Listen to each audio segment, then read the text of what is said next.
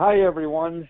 This is Joe Young, Global Data Systems. I appreciate you taking the time to listen into the second of our four-part webinar series on MACRA. Of course, I have Jen Monahan here, partner with Health One Technologies. Our first webinar, Jen did a high-level overview of MACRA and some of the measures that you're all faced with and going to be affected by. And today, she's going to do a deep dive into the MIPS quality measures. And as always, we'll be recording this webinar so that if, for whatever reason, you have to get off or can't stay on for the entire time, we can send this to you. And with that, I'll send it over to Jen. Okay, thank you, Joe. Welcome back to those of you that attended the last webinar, and welcome to those of you that might be watching this series for the first time. Today, what we're going to talk about is, first of all, I'm going to do a quick review of what we talked about at the last webinar, and then the majority of this session is going to be a really deep dive review into the quality portion of the MACRA MIPS program. So just a quick overview of what our objectives are. I'm going to try to limit the overview to 1 minute, so just a quick recap of the last session. We're going to talk about the quality measures, the description overall, like what CMS is kind of saying about the quality measures, requirements, so that we know what we have to do with the measures, exceptions to the requirements, individual and group reporting options. We're going to talk about how we submit quality measures, how they're scored, including base and bonus points, and then where you start in the program, what you're going to do to kind of get things going underway with your quality metrics. So for our quick overview of the MACRA program, these were the things that I felt were most important out of our previous webinar to recap and make sure everybody understands. So key dates, we know that the program takes effect as of January 1st of 2017. We're going to report that data sometime before March 31st of 2018, and the payment adjustments are going to begin on January 1st of 2019. So there's a whole lot of other milestones that happen in between those key dates, but I think those are the ones that are most important for us to be aware of. And the other thing is who's eligible to participate in 2017.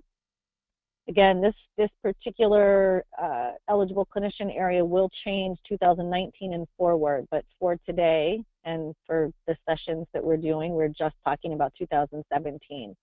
So physicians, PAs, nurse practitioners, clinical nurse specialists, and CRNAs, those are all people that are eligible to participate in 2017. And then the third portion is just how the MIPS program is broken up so that you can see the pie chart. 60% of the pie is quality.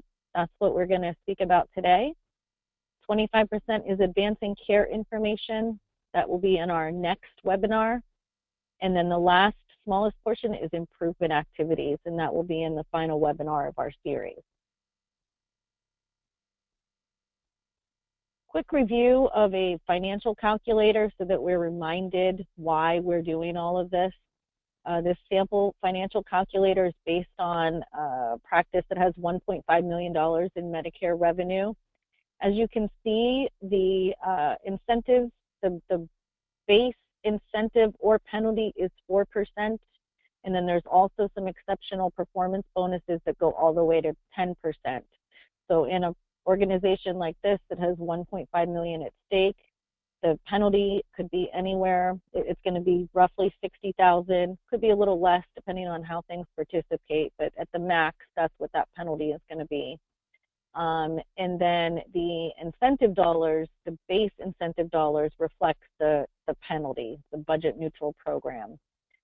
In addition to that, we have the exceptional bonuses that are available, and that goes all the way up to 10%, and that's from a different kitty of money. Basically, there's $500 million that fund that exceptional bonus money. That's something I do want to make sure. I had a couple of groups call me after the last webinar, and they weren't understanding about that exceptional bonus money, but that is separate from the base incentive and penalty, and I think that's an important number to look at, because in a group like this, they have $150,000 that could be available as exceptional performance money to them. And then lastly, just in 2017, what our options are for reporting. So we can do the very, very minimum to avoid a penalty. That's called the test piece. We can do a partial year, which is a 90-day reporting period, or we can do a full year. So those are the three options that we have for 2017. So let's talk about quality measures, because this is the part of the pie that makes up 60%. And just a couple key elements on here. I thought it was important to kind of mention little tidbits of information that I'm finding in the final ruling that I thought would sort of set the tone for what CMS has put out there. So the quality measures are very similar to what we have been doing for PQRS in the past. So anybody that's attested or done any reporting with PQRS, it's very, very similar underneath the MIPS program. The difference is under MIPS, PQRS just makes up one component. It happens to be 60% this year, but it is just one program or one component of the program as a whole. As I was reading the final ruling, CMS actually put a couple of informational things in there, and I thought I'd put these on the screen and share with everybody, because they have done a good job of saying that, you know, they're trying to make it so that it's flexible and meaningful to people. And they actually use these words. This is a bullet list that I took right from the final rule. But their goal is to have it so that the measures are relevant and meaningful to you as physicians and your practices. So it's something that as we go through the process, we don't want to choose measures necessarily just because it's something that's easy to be ticked off the list. We want them to be relevant and meaningful to your clinical practice. We also want to maximize your EHRs. So we went through meaningful use. We've gone through the process of implementing these technologies into our practices, and now is the time to leverage and optimize those so that we can get meaningful data in and out of the system. Under the MACRA program, they've allowed a lot of flexible scoring, so people can participate at whatever level that they want. If you want to participate at a minimal effort and avoid penalty, you can do that. And then they also have set up rewards for people that want to practice or participate at a higher level. The measures that they've designed are meant to be around workflows that we already do, data that we may already be capturing. We just need to kind of fine-tune it and tweak things a little bit. And then lastly, just providing a scoring mechanism so that we know who the low and high performers are, which is ultimately the goal of this MACRA program. We're focusing on a quality payment system. So knowing who's scoring high and low is an important factor. Requirements for the measures under the quality portion.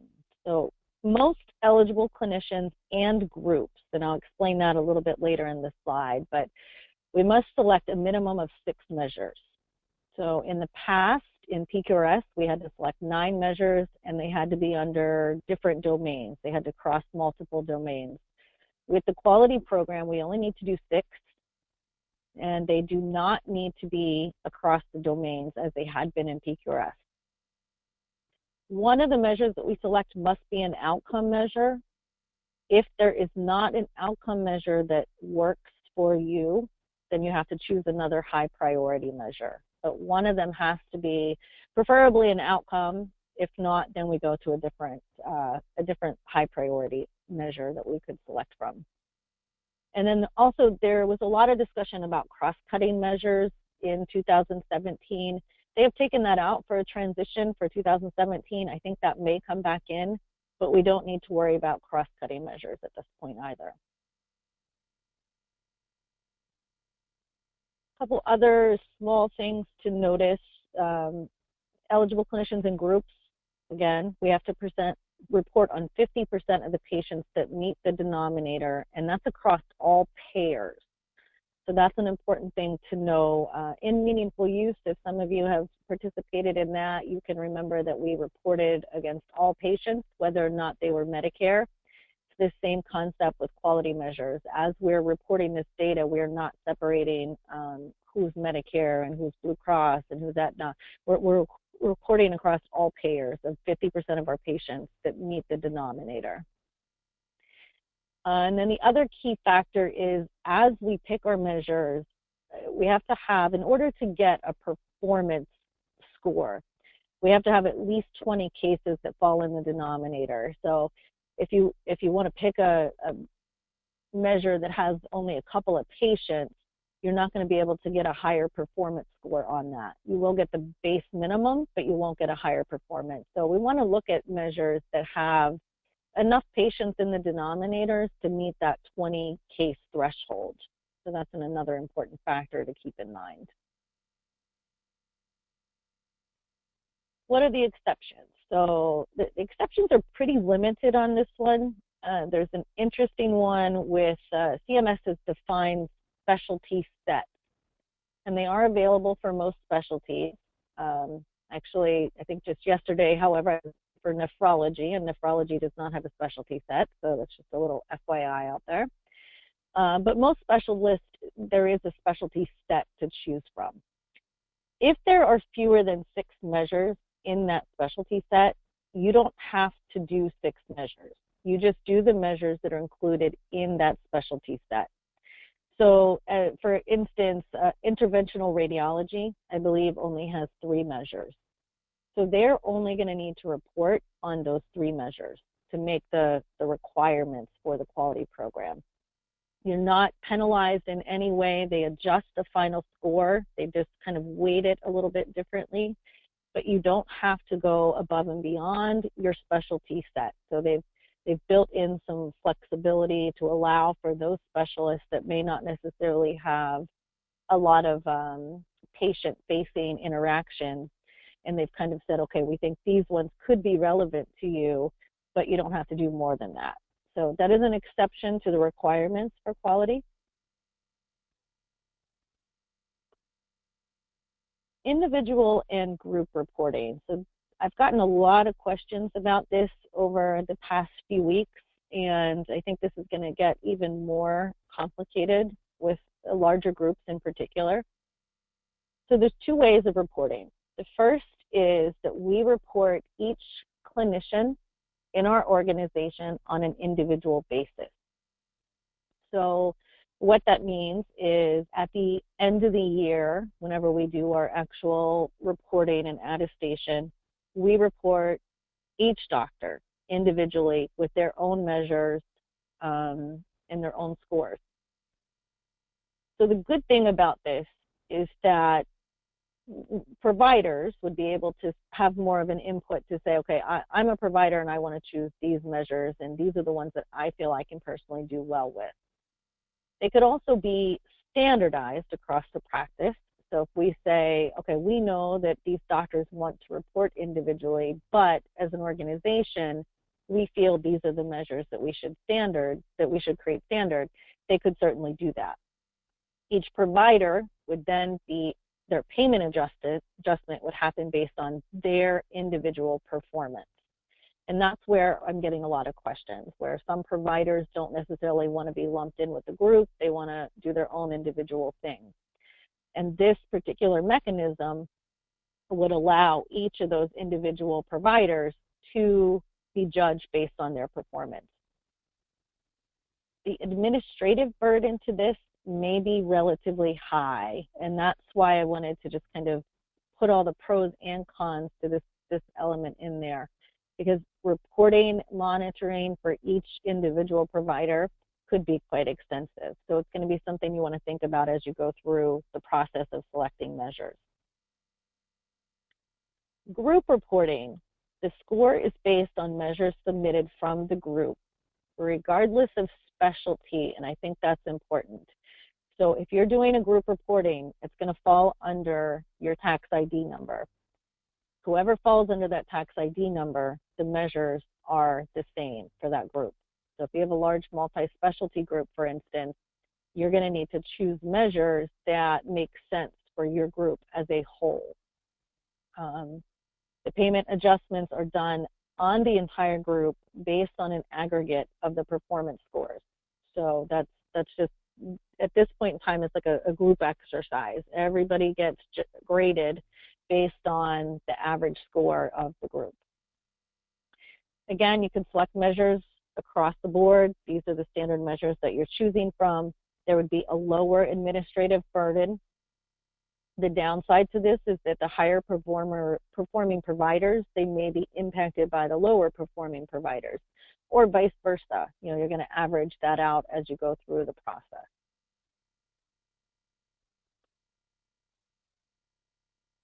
How do we submit quality metrics? So at the end of the year, we're going to need to send this data to CMS, and there's a number of different ways to do this.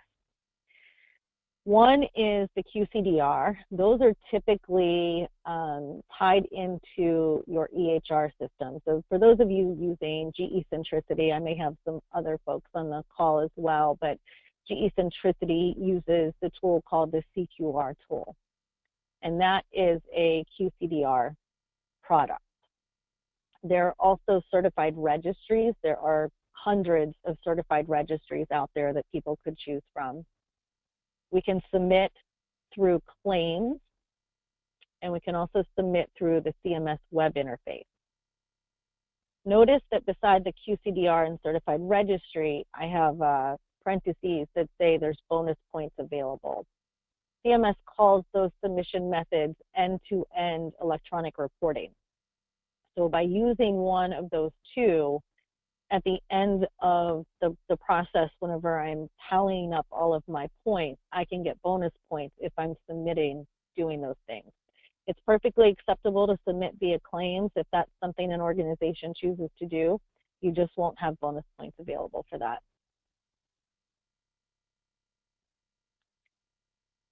Okay, so this section gets a little complicated, but I felt like it was important for us to understand this as we select our measures.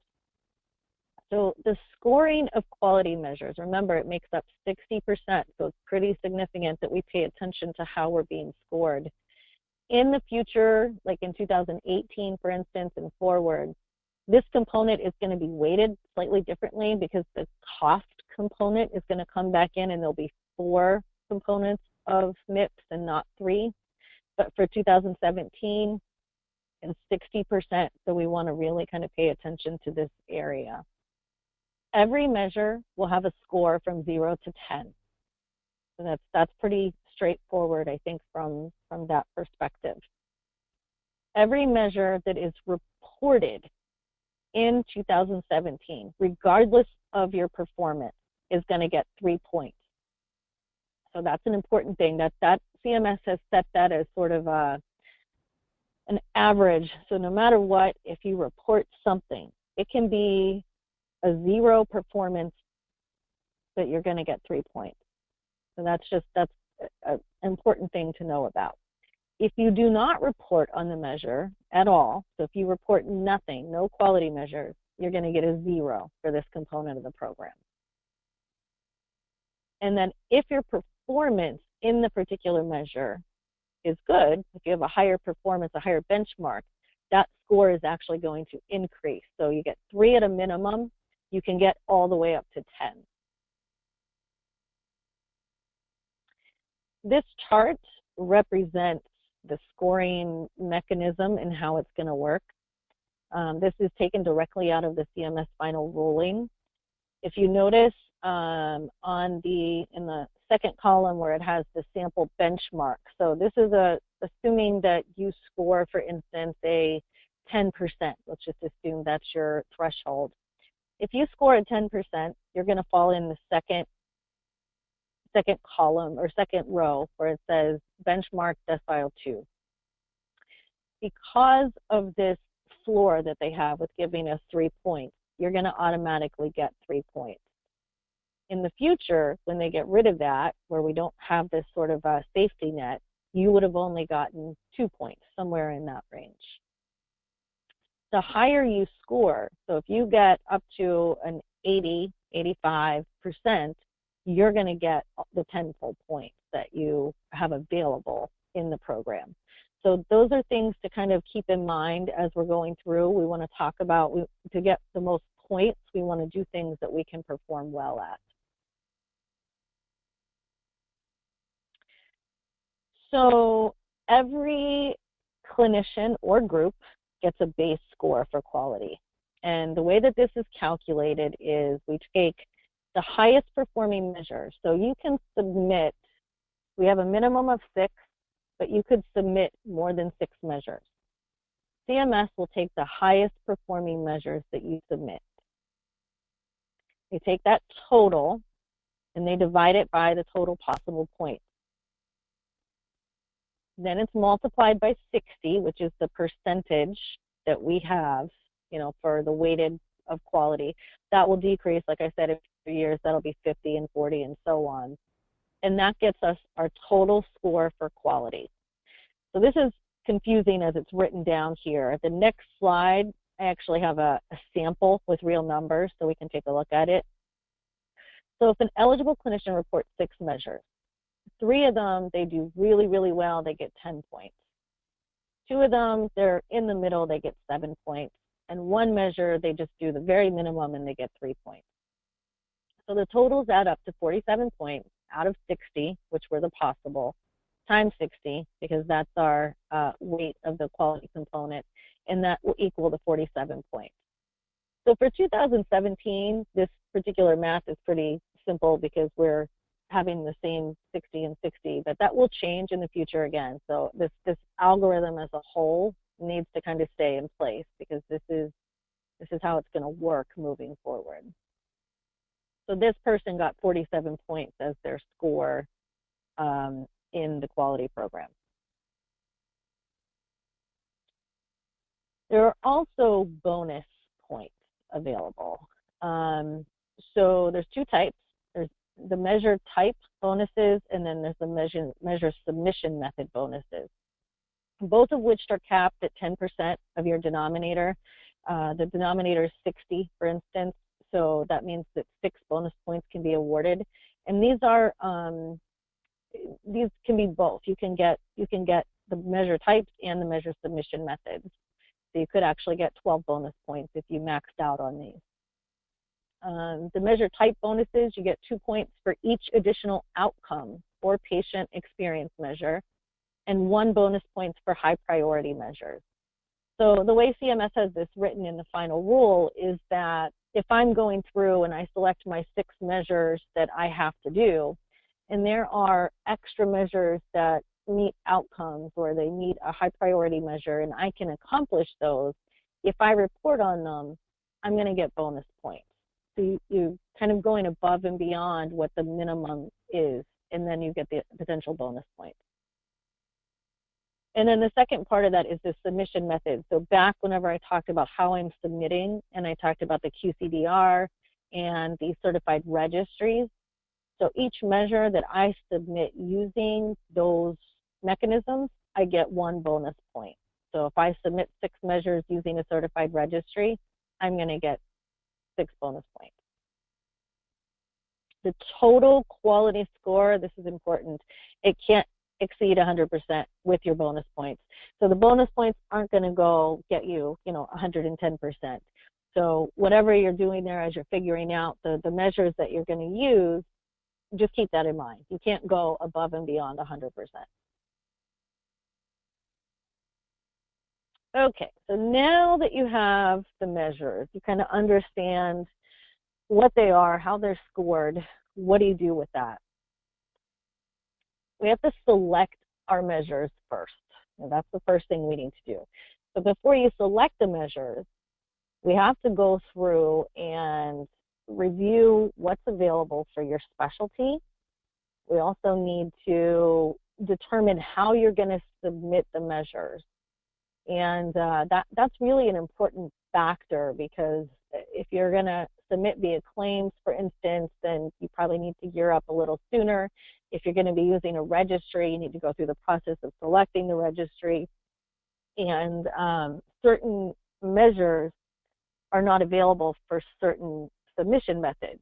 So for instance, when you go through, if there are 100 measures to select from, maybe only 20 of them are available from a CQDR, for instance.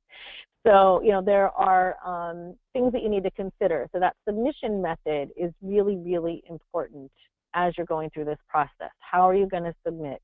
It may seem like it's far off, but it kind of drives what measures you're selecting right now.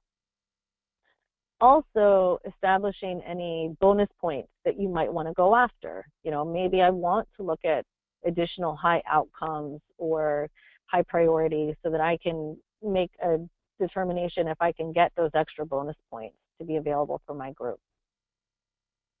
There's a website that CMS has available. It's actually a really good website. If folks haven't gone there yet, I would highly encourage you. It's qpp.cms.gov. And then once you get there, if you go to the measures and quality, you'll be able to sort through and take a look at those measures. It allows you to sort by the specialty that I talked about earlier. You can sort on outcomes. You can sort on the submission method. There's lots of good things that you can do from that website. If you're still not sure what to do, as you've kind of gone through the process, talk to people in the field that are doing this, talk to your colleagues, look at your professional groups to see what they're recommending as measure selections for groups like yours. And then just keep in mind that this is going to impact your payments for 2019. So we want to do this. This is an important step because this is 60% of your score, and it's going to definitely impact 2019 and then forward as we go through with the quality improvement section. After you have your measures selected, then you have to put those into practice, right? So we got to figure out how we put them into our EHR systems, how we incorporate them into our workflows. There will be areas of your system that might need to be updated. You might need to update templates, custom list orders, things like that we need to make sure that whatever measures you select, that we review them, we understand the numerators and denominators and the importance behind them, and update your systems to make that work. We want to strive to make the workflow seamless to the end users. CMS set this tone at the very beginning of this presentation where they said they really do believe that the measures can be incorporated into your daily workflow. We just have to find a way to make that so that the end users aren't necessarily, your nurses and your MAs, that they're not impacted directly. If there's something they're already capturing, let's just figure out how to incorporate it into your system as efficient as possible. Providing prompts, using the system to kind of say, this patient's overdue for a PHQ-9, and that's a measure that we're looking at. So let's figure out how to really use the system to guide the providers and their staff to say, this is what we need to accomplish, and this is going to improve the quality of our patients. And then just adjusting those workflows and providing training as much as possible. We have a sample EHR tool that we have been working on with Health One. Again, this is just a sample just to kind of show you a little bit of what you might have available for options. This is bright and red, and just wanted to kind of call out a couple of things that we could talk about on this particular webinar. So in this column, we have numerators and denominators, and you'll see like red X's or green check marks. And it's basically just showing compliance with a measure. So if there's a green check mark, that means I did it. If there's a red X, that means it hasn't been done. Also, notifying providers when a patient might be excluded from a measure. So you may have selected the 6 measures for your group, but the patient doesn't necessarily fit into that denominator all the time. So we felt like it was important that for any given patient, if they don't meet the criteria, that the providers know, okay, I don't have to do anything on this patient because they don't fit in the denominator. So that's where they're excluded. And then allowing users to enter information quickly and easily from this screen. So if it says I need a BMI screen, I should be able to document right here. I shouldn't have to go anywhere else. Another example that we've been working on is putting something where at the very beginning of the visit, you have quality gaps. So it comes up and says, these are the things the patient's due for. So it's slightly different than the dashboard you saw in the first one. The first one is, here's all the measures. This is where the patient falls into. It's sort of a standalone form that people go to. Some people like that, some people don't. So I wanted to make sure that you guys had options to think about as you're incorporating these into your systems. So this is something where there's a dashboard and it just says this patient is due for these 5 things. One last thing is, if you notice on the right side of this screen, there we have that same sort of dashboard that this is what the patient's due for. So this is an interactive banner that we allow to follow through the visit of the patient. So if you notice, my person is due for BMI on this screen. If I click the BMI, it's going to take me to my vital signs, and then I can enter a height and weight, and it'll calculate my BMI. When I do that, it now removes itself from that right-sided banner, so that I no longer know that that doesn't need to be completed for my patient anymore. And then if I were to go to that standalone form, the one that I showed first, I would see that that green check mark is there in front of that particular measure. Okay, so that concludes the deep dive review of the quality metrics. Our next webinar, we're going to talk about the advancing care information measures.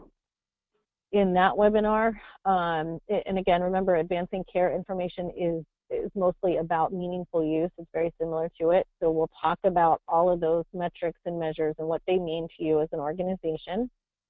I will probably do another quick recap of quality as well, just so that we are kind of keeping the theme of the webinars as a whole. Okay, so I will open this up to questions if we have any. We have a little bit of time to take a few questions. Yeah, Jen, I did send one over to you. We just have one question right now. Okay, let me see. Are the max incentives and penalties for each individual provider, even if you submit as a group? Yes, that is true. So the percentage, what happens is the percentages, the 4% of the base incentive or base penalty is the same across the board. Doesn't matter how you submit. And then the performance bonuses are the same as well. The only exception to this, and I did kind of have some conversation this morning about FQHCs. There's a little bit of differentiation between those guys, but everybody else falls under the same base incentive and penalty, and then the exceptional performance as well. It doesn't matter how you submit. On the FQHCs, if I happen to have any of you guys on the line, I believe that you are not going to have to participate in MIPS at all from a compliance standpoint. There is some voluntary effort there, but not necessarily a requirement.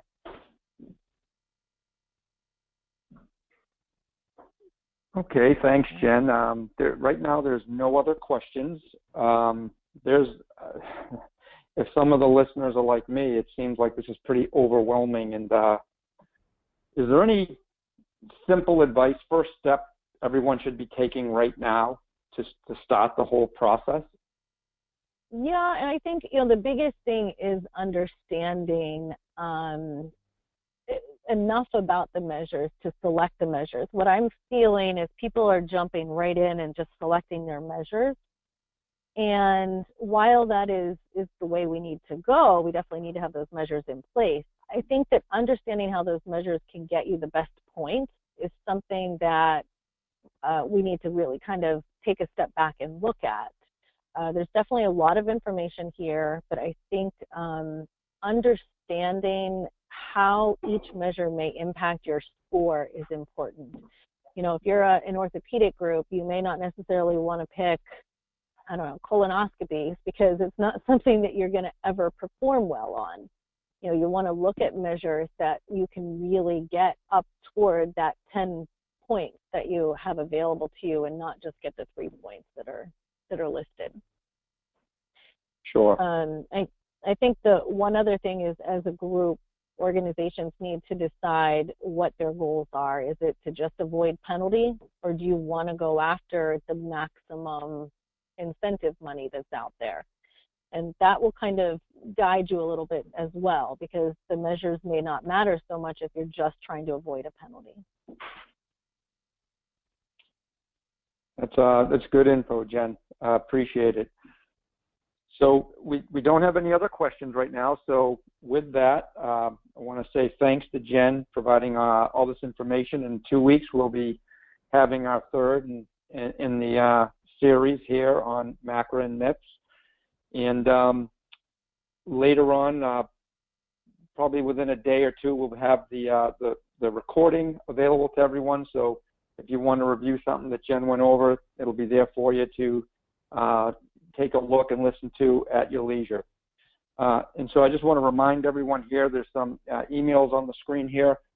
If you have any questions whatsoever, please feel free to reach out to either Jen or myself. We'll be happy to provide any information we can for you. So with that, I want to say thank you, and we look forward to 2 weeks when we continue on with the webinar series. Okay. Thanks, everybody. Have a great day.